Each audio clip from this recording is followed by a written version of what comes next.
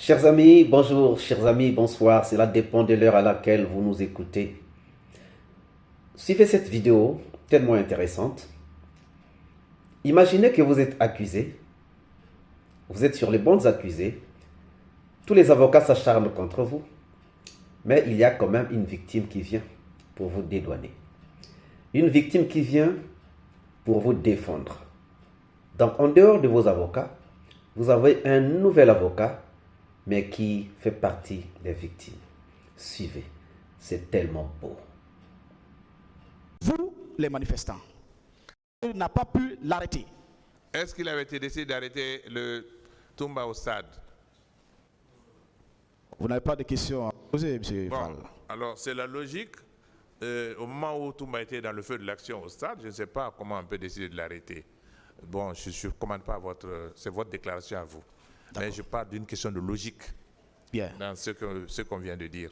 Votre déclaration selon laquelle M. Diakité n'était pas armé et celle selon laquelle M. Diakité dit qu'il est toujours détenteur d'une code 44 et de sa défense qui dit qu'il était lourdement armé, laquelle de ces deux volets de déclaration pouvons-nous en tenir? Je veux être très clair encore une fois. Je n'ai pas vu d'armes dans les mains de Toumba. S'il avait des grenades dans sa poche ou des pistolets sous la ceinture, je n'ai pas vu. Mais en tout cas, je n'ai pas vu d'armes dans ses mains.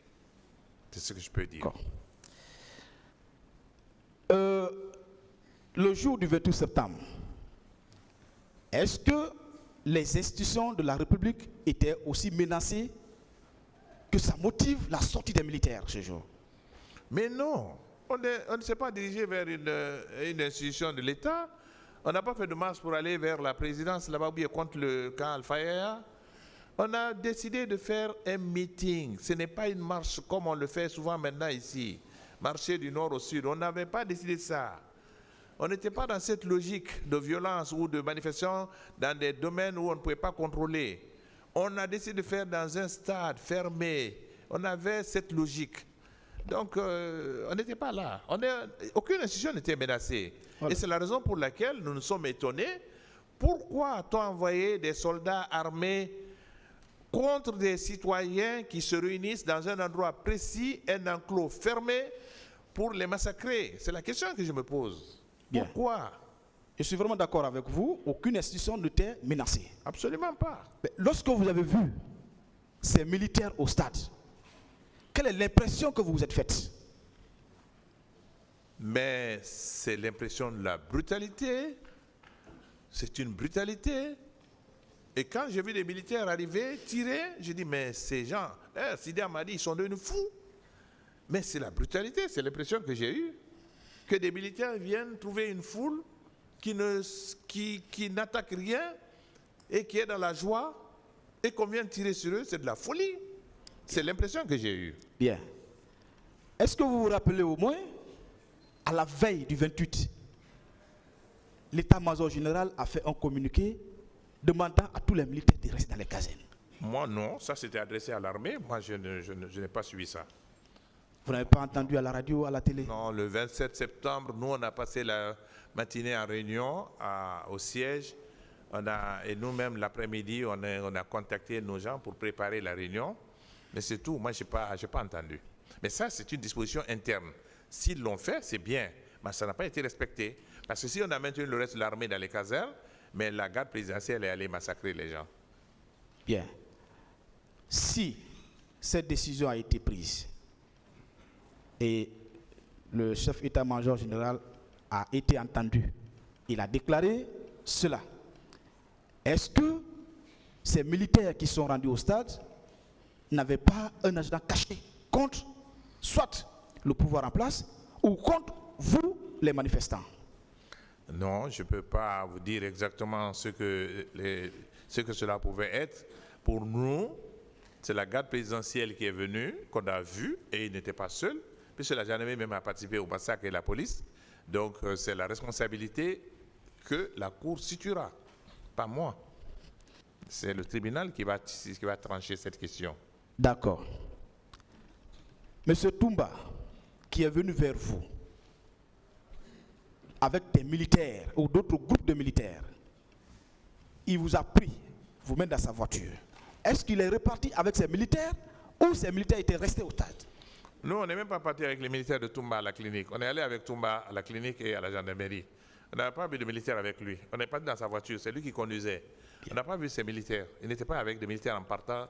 Dès lors qu'on est sorti du stade, il nous a pris seuls d'ailleurs. Parce que les autres militaires qui étaient là, et jusqu'à l'Espérance, c'est eux qui nous continuaient à nous bastonner.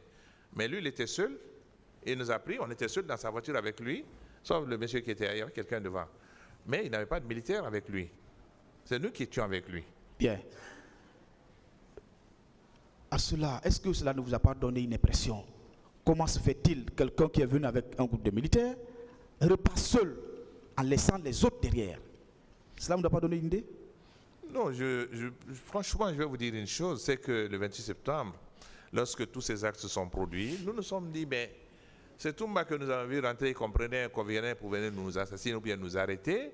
Parce que quand on a vu Toumba, qui voyait Toumba, vous le savez, tout le monde le sait. Vous avez entendu même des militaires s'effrayer ici.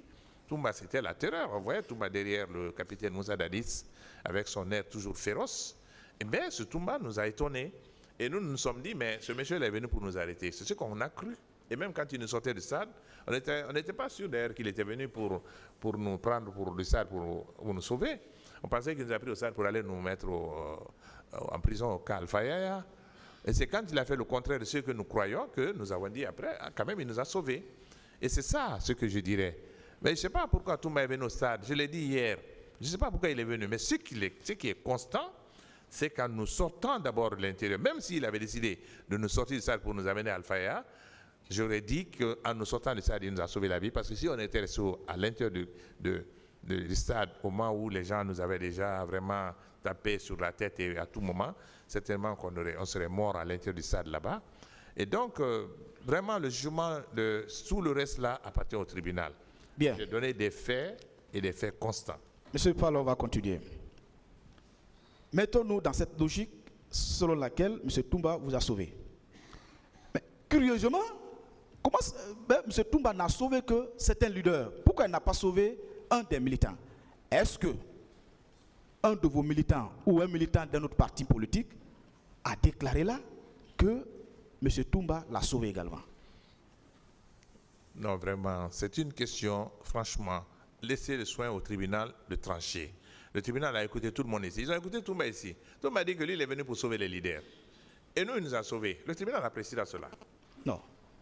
La vie d'un leader n'est pas supérieure à celle d'un militant. Mais pas du tout. Est-ce qu'un de vos militants vous a rapporté, qu'il ne reste que dans vos QG, que j'ai été sauvé par M. Toumba? C'est là la question. Non, mais pas du tout. Par contre, une de mes militantes m'a dit qu'elle a subi des sévices, beaucoup de sévices là-bas. Elle m'a dit qu'au moment où c'est une dame, au moment où elle était en embarras, qu'elle a vu Kebro passer. Et Kebro a dit laissez là. Et ça, j'ai entendu ça. Mais Toumba, personne. Mais je sais que Toumba s'est occupé de nous. Pas des militants, je ne sais pas. Est-ce que les victimes que vous avez enregistrées, une de ces victimes est un leader d'un parti politique? Pardon? Les victimes, les morts enregistrés dans les rangs des partis politiques, des manifestants. Est-ce que un d'entre eux est leader d'un parti politique? Non, les leaders n'étaient pas dans la foule où on a tiré sur les gens. Nous étions à la tribune. Et le fait qu'on n'ait pas bougé, c'est ce qui nous a sauvé la vie. Mais pendant les tirs, quand il y a eu la panique, si on était descendu en courant comme les autres, certainement qu'on aurait eu des leaders morts. Ça, c'est évident. Mais c'est parce qu'on n'a pas bougé. Et on a dit de ne pas bouger. On a compris cela. Parce qu'il y avait une telle panique. Les militaires ne cherchaient pas à tirer qui est leader. S'ils étaient venus uniquement pour dire nous tuer, ils allaient nous tuer. Mais ils tiraient sur tout le monde.